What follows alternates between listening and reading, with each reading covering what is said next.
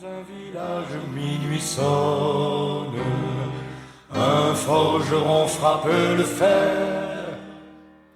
Radio Libre en Périgord, lundi, 11h30. En direct, la chronique du groupe Fred Zeller, présentée par Jean-Louis. Pour la paix, dit-il que je travaille, loin des canons, je vis en liberté, je fasse...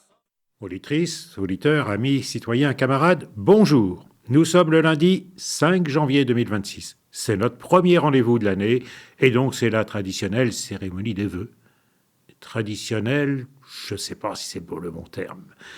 Déjà 5 jours dans cette nouvelle année et le monde est complètement bouleversé et avec une brutalité sans précédent. Donc je crois qu'il faut effectivement souhaiter malgré tout la bonne année et surtout la santé nécessaire pour pouvoir mener tous les combats qui sont devant nous. Ils sont nombreux, ils sont importants, ils sont décisifs. Alors, pour commencer, je voudrais signaler la sortie du nouveau numéro de Front laïque, la revue trimestrielle du groupe Fred Zeller, avec toute une série d'articles, notamment les reportages sur des rassemblements pacifistes, et puis le reportage également sur les rassemblements en relation avec le 120e anniversaire de la loi de 1905. Donc cette revue, vous pouvez vous la procurer auprès des militants du groupe Fred Zeller de la Libre Pensée, en version papier ou en version électronique. Et pour cela, vous pouvez vous abonner directement sur le site du groupe Fred Zeller, lpdordogne.fr. En version électronique, c'est pour la somme symbolique de 2 €. Voilà. Alors, on va en penser maintenant aux choix de ce jour qui vont concerner la Palestine. Mais une autre annonce extrêmement importante en relation avec ce que j'évoquais à l'instant. Il y aura ce soir un rassemblement qui est organisé par toute une série d'organisations locales pour, bien sûr, défendre en soutien au peuple du Venezuela. Bien sûr, il faut défendre également le peuple palestinien, et je vais y venir tout à l'heure. Mais par rapport au Venezuela, il y a un rassemblement qui se tient ce soir à 18h devant le palais de justice de Périgueux. Donc à 18h ce soir devant le palais de justice de Périgueux. Et le premier vœu qu'on peut former pour cette nouvelle année, c'est d'être particulièrement nombreux à se rassembler ce soir pour donc défendre le peuple du Venezuela contre l'agression commise par Trump contre ce pays. Alors j'en viens maintenant au premier texte que je voulais vous proposer, c'est sur la Palestine, sur Gaza, suite à un colloque international sur Gaza qui s'est tenu au Collège de France entre politique et poétique. C'est publié sur le club Mediapart par Didier Fassin, qui est anthropologue et médecin, professeur au Collège de France, titulaire de la chaire Questions morales et enjeux politiques dans les sociétés contemporaines. Question morale, c'est vraiment là une question du jour. Depuis 2 ans, la censure des autorités académiques et gouvernementales, sous la pression de groupes et de réseaux, a conduit à des annulations d'événements scientifiques. C'est dire la signification du colloque public qui s'est tenu au Collège de France le 17 décembre 2025, intitulé « Politics and Poetics on the Ruins of Gaza ». Parler de ruines n'est certes pas sans poser problème, mais dire les ruines, c'est faire exister une mémoire qu'Israël cherche à effacer. Le monde universitaire français a, depuis 2 ans, été peu ouvert à l'analyse des faits qui ont suivi l'attaque meurtrière du 7 octobre 2023 en Israël et ont été qualifiés de génocide des Palestiniens de Gaza par une majorité d'experts internationaux des crimes de masse, plusieurs grandes organisations de droits humains et une commission d'enquête indépendante des Nations Unies. La censure des autorités tant académiques que gouvernementales, sous la pression de groupes et de réseaux communautaires ou partisans, a conduit à des interdictions et des annulations d'événements scientifiques. L'autocensure s'est développée à la suite de dénonciations, de sanctions administratives, d'auditions par la police, de convocations devant les tribunaux sur la base d'accusations d'apologie du terrorisme et d'incitation à la haine raciale. Des rencontres ont certes eu lieu, mais dans le cadre limité de séminaires et d'ateliers réunissant chercheuses et chercheurs, étudiantes et étudiants. C'est dire la signification du colloque public qui s'est tenu au Collège de France le 17 décembre 2025 sous l'intitulé Politics and Poetics on the Ruins of Gaza, en présence de plus de 400 auditrices et auditeurs de divers horizons. Il s'agissait de présenter les travaux scientifiques éclairant l'histoire longue aussi bien que récente de la Palestine sous occupation et révélant par le pouvoir de la poésie et du roman la vie quotidienne des Palestiniennes et des Palestiniens confrontés à la violence extrême. Cette réflexion collective, menée par des anthropologues, juristes, politistes et spécialistes de littérature de 3 continents, revêtait une importance particulière dans un temps où l'annonce, quelques mois plus tôt, d'un cessez-le-feu non respecté par l'armée israélienne et d'un processus de paix excluant toute participation palestinienne avait fait quasiment disparaître les événements de la région de la plupart des médias occidentaux. L'écrasement de Gaza et le massacre de ses habitants, la colonisation de la Cisjordanie et de Jérusalem-Est, les attaques et l'occupation au Liban et en Syrie, les menaces contre l'Iran et le Yémen faisaient l'objet d'une normalisation. Le temps est proche où ce qui sut demeurer inexplicable pourra seul nous requérir, écrivait René Char. Ce moment est en effet venu de tenter de comprendre ce qui semble inintelligible, à savoir le déchaînement de la brutalité de la société israélienne contre le peuple palestinien et l'abdication par la plupart des pays occidentaux de leurs valeurs éthiques et de leurs obligations légales. Pour ce faire, les sciences sociales peuvent aider à appréhender les événements des 2 années écoulées à la lumière de l'histoire de la région au cours du dernier siècle et du rôle qu'y ont joué les grandes puissances, tandis que la littérature peut seule proposer un langage pour rendre compte de l'expérience et de la résistance de la population palestinienne dans l'éternel recommencement de sa destruction. Parler de ruines, comme il est fait dans le titre du colloque, n'est certes pas sans poser problème. Le mot évoque en effet, avec un sentiment nostalgique mêlé d'émotions esthétiques, l'érosion du temps et parfois la dévastation de guerres anciennes. Et l'on sait qu'il a été célébré par les romantiques et connaît aujourd'hui un regain d'intérêt. Or, à Gaza, il faudrait plutôt parler d'infrastructures et de bâtiments éviscérés, de fragments humains dispersés dans les gravats, de décombres sous lesquels sont enfouis des cadavres à jamais disparus, de vestiges de ce qui fut une mosquée, une église, une école ou un musée. Mais peut-être que dire les ruines, c'est faire exister une mémoire que les Israéliens cherchent à effacer. Car les mots sont importants. Ils peuvent servir à dévoiler ou au contraire à occulter la réalité des faits. Ainsi, la presque totalité des médias occidentaux ont systématiquement nommé l'opération militaire à Gaza sous la désignation de « guerre Israël-Hamas », reprenant ainsi la communication officielle mise au point par les autorités israéliennes.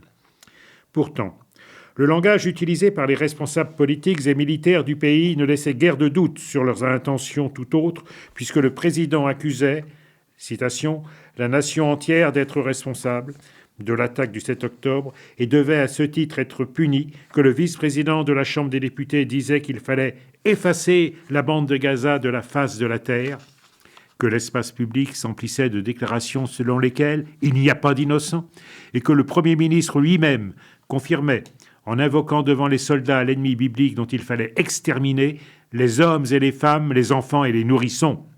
C'est une citation du Premier ministre. Et de joindre le geste à la parole avec un bombardement représentant 6 fois Hiroshima, un anéantissement des structures de santé, un blocage de l'aide humanitaire et l'annihilation de tout ce qui pouvait rendre viable la vie des Palestiniennes et des Palestiniens. Pourquoi alors affirmer qu'il s'agissait d'une guerre Israël-Hamas? Il y a au moins 3 raisons à cette trahison du langage. Premièrement, elle légitime l'opération militaire en la présentant comme la simple élimination d'une organisation désignée comme terroriste par les États-Unis et l'Union européenne, mais pas par les Nations unies. Deuxièmement, elle écarte toute accusation de crime au regard du droit international, puisqu'elle prétend n'être qu'une action destinée à débarrasser la région d'un ennemi public, quitte à devoir s'accommoder de la mort de civils considérés comme un dommage collatéral inévitable. Troisièmement, enfin, elle fournit aux pays occidentaux désireux de soutenir les représailles israéliennes une justification au nom du droit à la légitime défense. Ces 3 raisons ont pour arrière-plan la volonté d'effacer un siècle de dépossession des Palestiniens de leurs terres et de leurs droits en faisant commencer l'histoire le jour de l'incursion du Hamas en Israël. L'interprétation des faits est, on le comprend, décisive. Elle est déterminée non par la recherche de la vérité, mais par les rapports de force tant au niveau international qu'au plan national. Le colloque du Collège de France a donc été conçu pour inverser cette logique et tenter de redonner, à travers le travail scientifique et littéraire, un sens aux événements. Au cours de la première séance, consacrée à la politique, il s'est agi d'aller au-delà de la rhétorique officielle, souvent reprise sans discussion par les médias, pour saisir les enjeux des mots utilisés et des arguments avancés et faire émerger une autre vérité.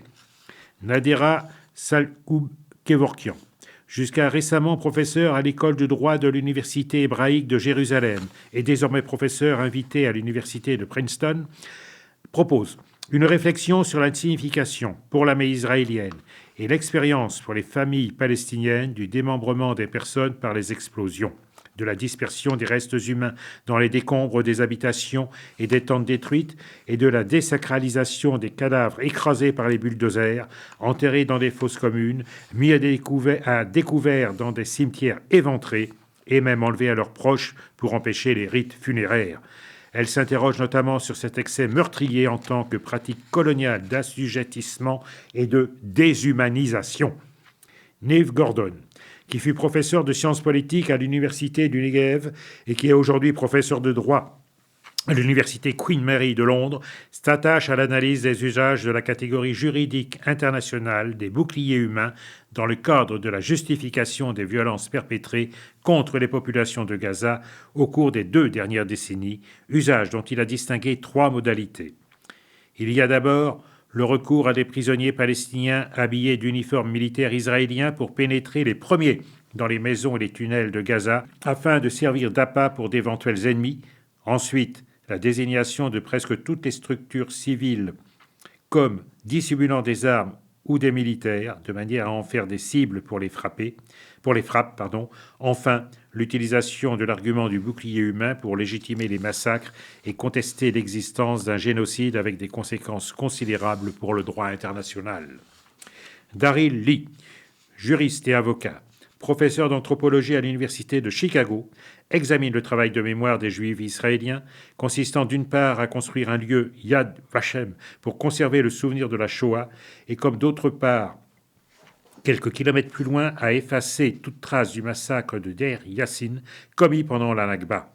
Il se demande alors comment l'universalisme revendiqué de la définition du génocide, établi à la suite de celui des Juifs d'Europe, se trouve aujourd'hui ébranlé par le déni que lui oppose le pays accusé de commettre avec le soutien des puissances occidentales, réduisant ce qui fut le mot d'ordre d'espoir, Never Again, à une simple loi du plus fort.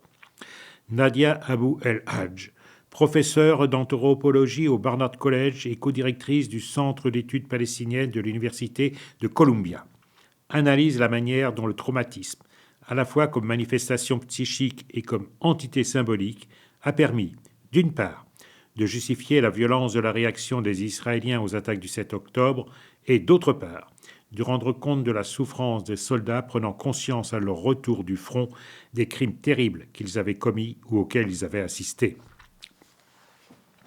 Elle montre comment la mémorialisation de la Shoah par l'État israélien s'est transformée au fil du temps, devenant de plus en plus prégnante dans un imaginaire victimaire que les événements récents ont réactualisé sous la forme d'une menace existentielle, alors même qu'Israël dispose d'une écrasante domination militaire régionale et occupe presque toute la Palestine.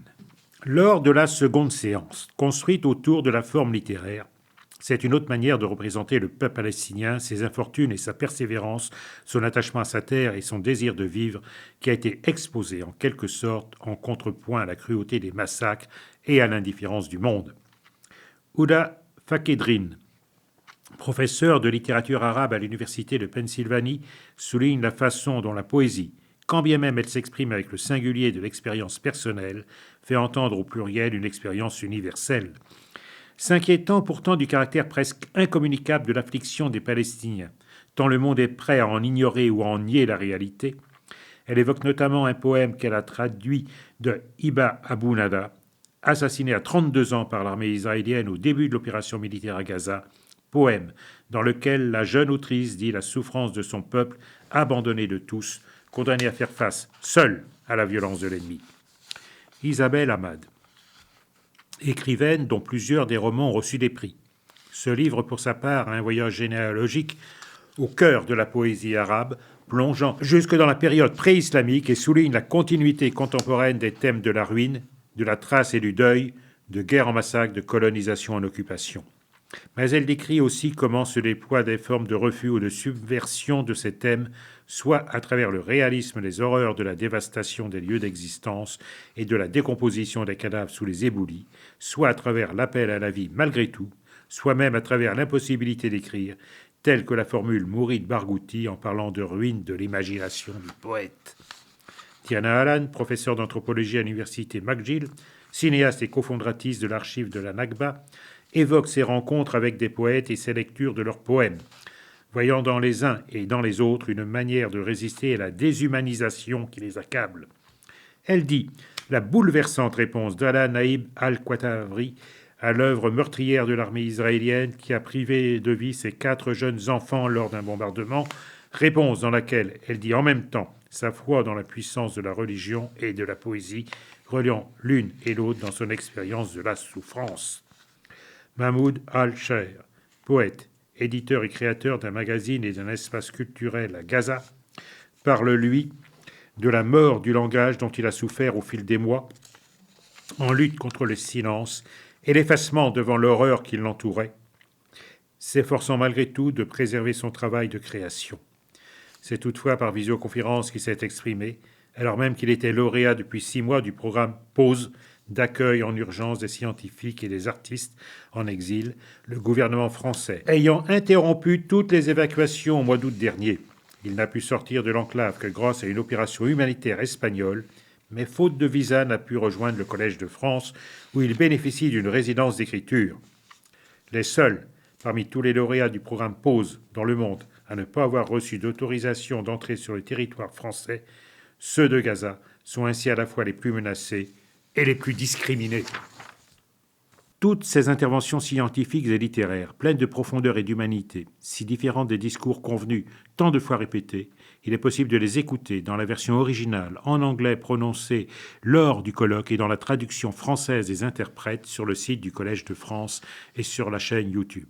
Il est cependant douloureux de penser que l'intérêt légitimement manifesté depuis 2 ans pour la question de Palestine et pour la littérature palestinienne, l'une et l'autre si longtemps délaissée, trouve tragiquement sa source dans les champs de ruines et de morts de Gaza.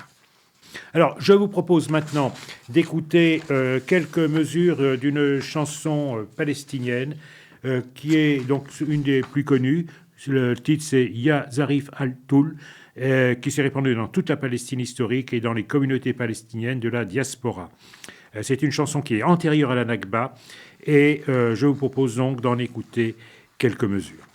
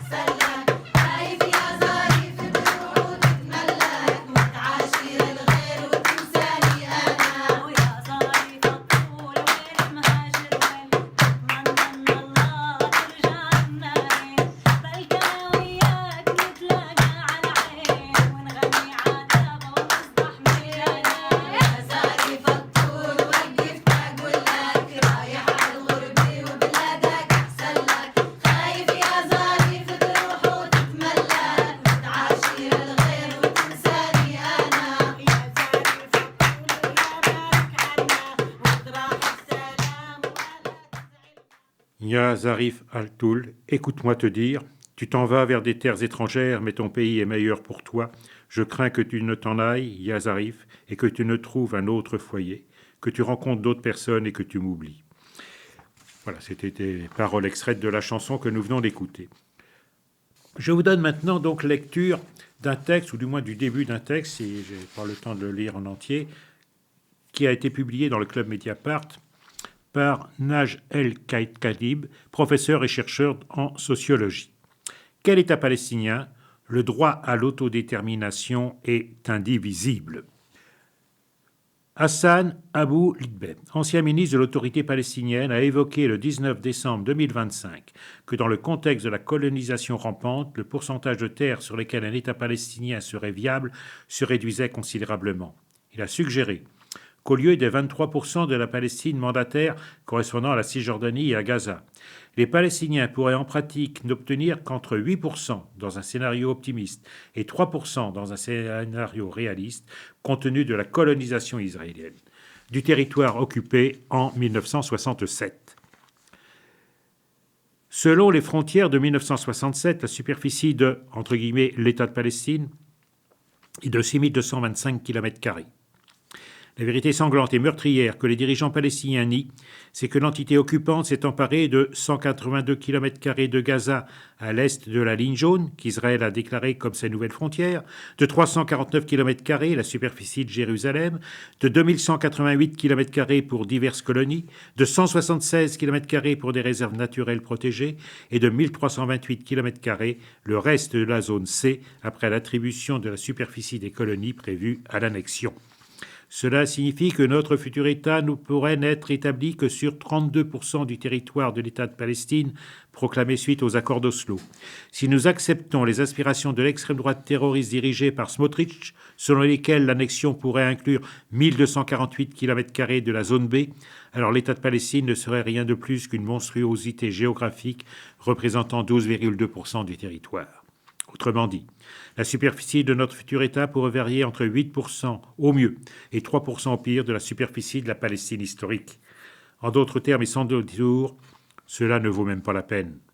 Nous pouvons alors conclure qu'un refus de cet État s'impose comme un devoir national pour dire non à l'État comme substitut au droit au retour et au droit à l'autodétermination de l'ensemble du peuple palestinien.